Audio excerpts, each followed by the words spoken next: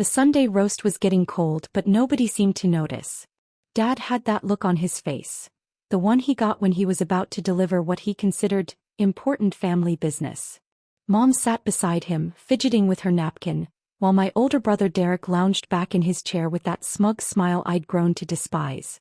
"Sarah," Dad began, setting down his fork with deliberate ceremony, "we need to discuss your living situation." I looked up from my plate where I'd been pushing around the potatoes Mom had made. At 28, I'd been living in the family house for the past 3 years, ever since I'd moved back to help with Dad's medical bills after his heart surgery. The same surgery Derek had been too busy to help with, despite living only 20 minutes away. "What about it?" I asked quietly. Derek leaned forward, that insufferable grin widening. "Well sis, I've got some big news. The promotion came through, senior regional manager at the firm. Corner office, company car, the whole package." "That's wonderful," I said, and I meant it. Derek had always been the golden child, the one with the business degree and the networking skills. I was just the quiet one who worked remotely doing web development, contributing my share of the household expenses without making a fuss about it. "Which is why," Dad continued, "we think it's time for Derek to move back home. This house is perfect for someone in his position. Entertaining clients, hosting work events. He needs the space and the prestige." The words hung in the air like smoke. I blinked slowly, processing what I was hearing. "Where exactly would I go?" I asked. Mom finally spoke up, her voice thin and apologetic. "There's a nice apartment complex downtown. Derek said he'd help with the deposit." "Help with the deposit," I repeated flatly. "Come on, Sarah," Derek said, spreading his hands. "You're 28. Don't you think it's time to get your own place?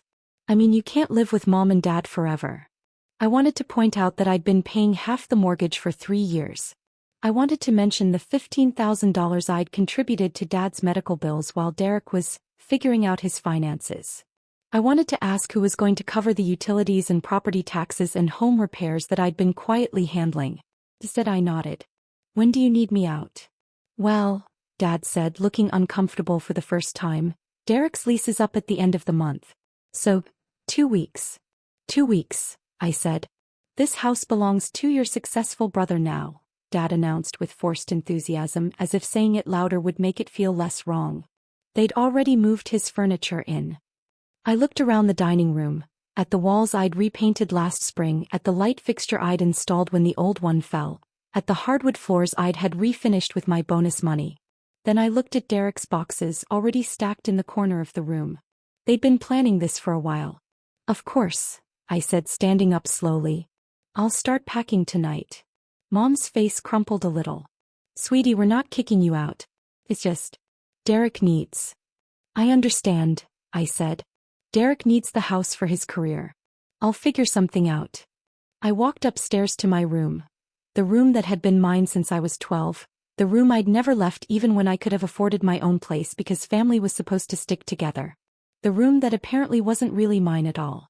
That night, I sat on my bed surrounded by boxes I'd started packing, and I made a phone call. "Maria? It's Sarah. I need you to pull some records for me." The next morning, I woke up to the sound of a drill. I stumbled downstairs in my pajamas to find a locksmith working on the front door while Derek supervised with his coffee mug. Mom was in the kitchen, aggressively scrubbing dishes that were already clean. "What's happening?" I asked. "Oh," Derek said, not meeting my eyes. "I had the locks changed. Security upgrade. You know how it is. Before I've moved out? Well, I'll be moving my stuff in gradually, and I need to make sure everything's secure. Don't worry. Mom has your new key." I looked at Mom, who was still scrubbing the same plate. She didn't look up. "Right," I said. "My new key. To the house I'm moving out of in 10 days. "Sarah, don't be dramatic," Derek said. "It's just practical." I went back upstairs and continued packing. 3 hours later, I heard Derek's friends arriving to move furniture. His leather sectional sofa was going in the living room where Mom's old couch used to be. His massive dining table was replacing the one where we'd eaten Sunday dinners for 15 years. By evening, the house looked like Derek had been living there for months. Mom kept apologizing under her breath, but she didn't ask him to slow down. Dad spent the day in his recliner, pointedly watching television and pretending nothing unusual was happening. I ordered pizza for dinner since Derek's moving had taken over the kitchen. When I offered to share, Derek waved me off. I'm meeting colleagues at that new steakhouse downtown, he said, adjusting his tie. Networking opportunity. You understand. After he left, I sat with Mom and Dad in Derek's new living room, eating pizza off paper plates because Derek's dishes were still in boxes. This feels weird, I said. It's an adjustment, Mom admitted. For all of us, Dad added firmly. Over the next week, I watched my childhood home transform. Derek hung his MBA diploma in the hallway where family photos used to be. He installed a wine refrigerator in the kitchen and replaced Dad's old recliner with a leather chair that matched his aesthetic. The house looks great, Derek's girlfriend Ashley said when she visited on Thursday. Much more professional. No offense, she added to me, but it was getting a little outdated. I nodded politely and continued taping boxes. Friday evening, Derek brought home colleagues from his firm. I listened from upstairs as he gave them a tour. This is the family room, he was saying, and through here is the formal dining room.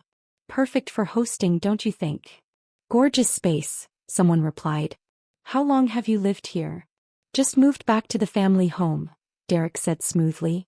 Sometimes the best opportunities are right where you started. The irony wasn't lost on me.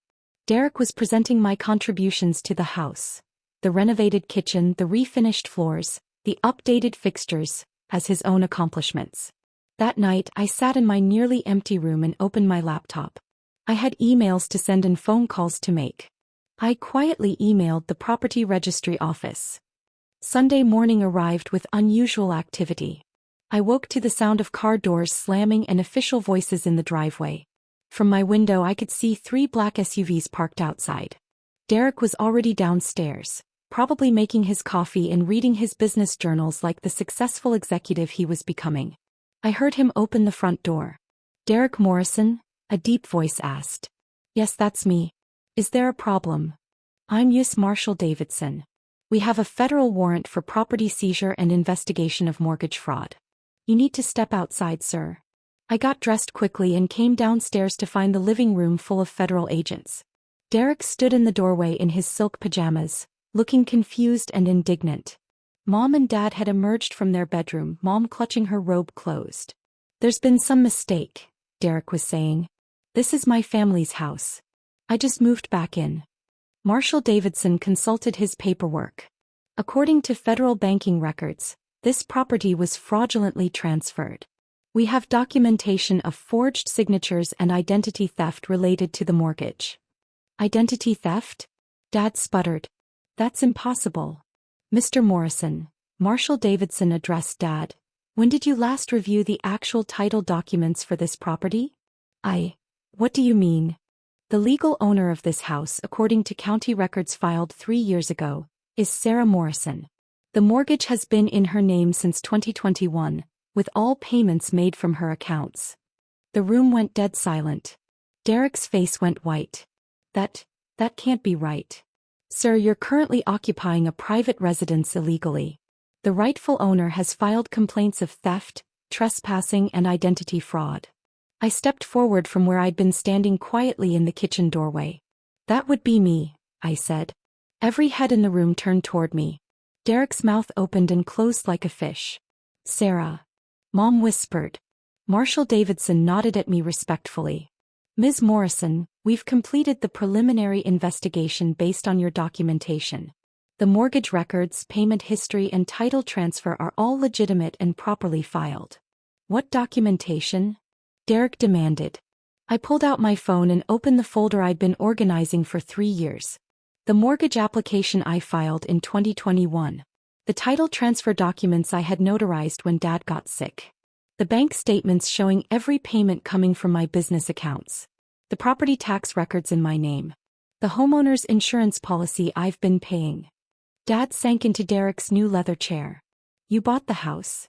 I bought the house from you and Mom 3 years ago when you needed money for medical bills and debt consolidation, I said quietly.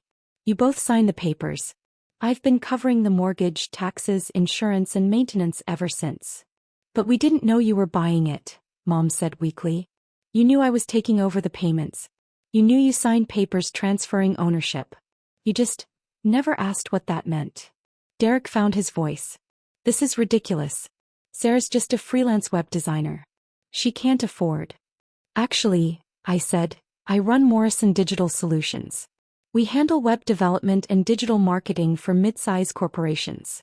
I've been working from home, but the business has been grossing about $300,000 annually for the past 4 years. Marshall Davidson checked his notes. According to the IRS records we reviewed, Ms. Morrison's tax filings confirm substantial business income and proper mortgage qualification. Derek stared at me like I'd grown a second head. 300,000? I kept it quiet because I didn't want to make anyone feel bad, I said. I figured what mattered was that I could help the family, not how much money I was making. Sarah, Dad said slowly, if you own the house, why didn't you say anything when we told you to move out? I looked at him for a long moment.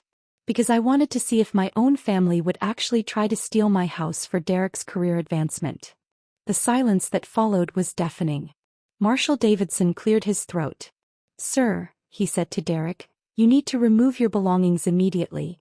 Any items that belong to the property owner should remain. Wait just a minute, Derek said, his confidence returning. Even if Sarah owns the house, she can't just kick family out. There are legal processes. Actually, I said, there aren't. You never had a lease. You moved in without permission. And according to the locksmith records, you changed the locks on my property without my consent, which constitutes breaking and entering. Derek's face went from white to red. You can't be serious. I'm very serious. I turned to Marshall Davidson. How long does he have to collect his things? Standard procedure is 24 hours for illegal occupancy cases. 24 hours? Derek exploded. I just moved everything in. I have colleagues coming for dinner tonight. Then you should start packing, I said. The next morning, 3 federal marshals arrived. Derek moved out that day, taking his furniture and his wounded pride. His colleagues did indeed come for dinner that night, to an empty house where they found Derek frantically loading boxes into a U-Haul while neighbors watched from their porches. The story spread quickly through Derek's professional network.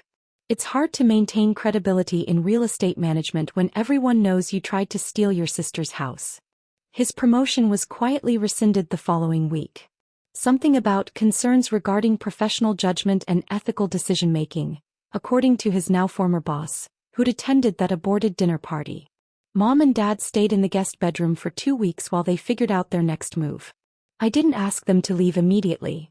They genuinely hadn't understood the legal implications of what they'd signed, even though their eagerness to give Derek my house had hurt more than I could express.